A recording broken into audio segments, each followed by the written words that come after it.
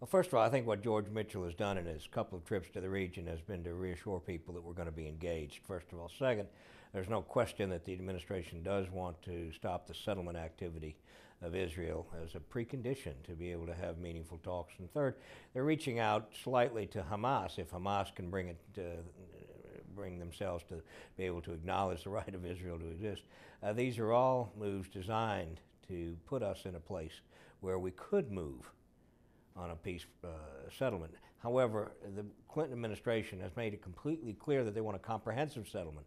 That is, not a Syrian-Israel settlement, not a Lebanon-Israel settlement, or not just a Palestinian-Israel. Comprehensive settlement, which I think is a good starting point.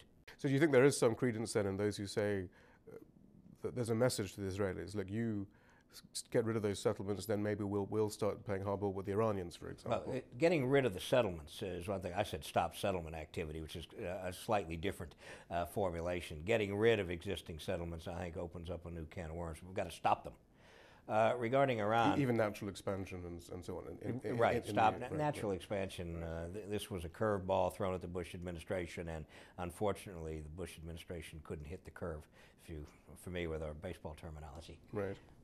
I mean, that's interesting because, again, it suggests that there might be some moves afoot in the Middle East that we haven't seen and that they are committed. This isn't just rhetoric, and I think that's what we're all trying to get at, is we're hearing lots of nice speeches, but we've yet to really understand what substance we might see and how different the real achievements of this administration might be.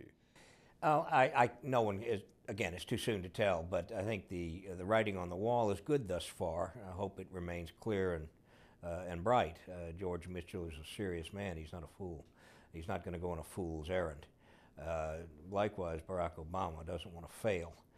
So he's not going to start down this path unless he's sure in his own mind that he will follow it through. And these are good things. I've no doubt we're going to hear, though, some of those on the right, some members of the former administration saying, look, he's outstretched his hand, but he's been rebuffed on a number of issues when you look at the substance. Europe on Afghanistan, for example, Russia on sanctions on Iran, for example, and so on, North Korea, Iran itself, in fact. I mean, do you think that he is being rebuffed, that he didn't quite understand that it wasn't going to be as easy as stretching out his hand? What I think is there wasn't quite the understanding of the necessity by the Obama administration of having a bureaucracy to back up what he's saying.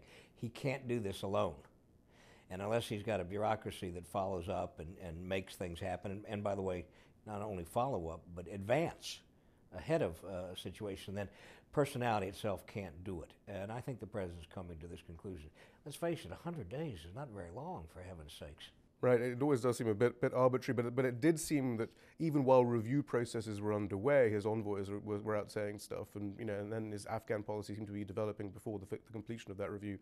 I was a little taken aback by the fact that we surged 17,000 soldiers to Afghanistan before we complete the review. That seemed to me a little backwards.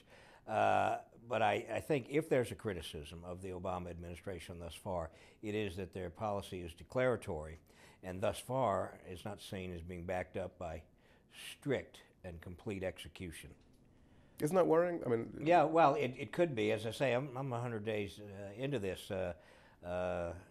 None of us have actually gotten old during the Obama administration, so let's give them a little time. But if you want to look for something, what I'd be looking for is execution, and alongside the execution, accountability.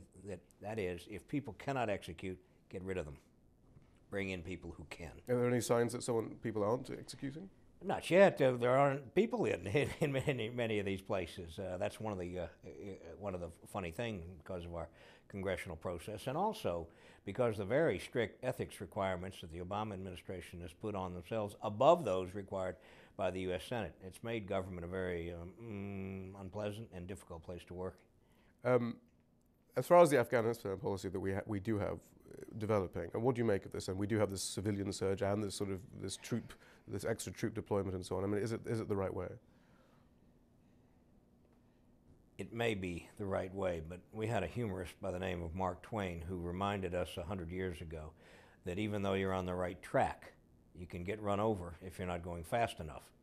And I think that may be the case. The situation in Afghanistan may be spinning out of control more quickly than we are gaining control. And it's, of course, exacerbated by their next-door neighbor, Pakistan, and all the travails that the people of Pakistan are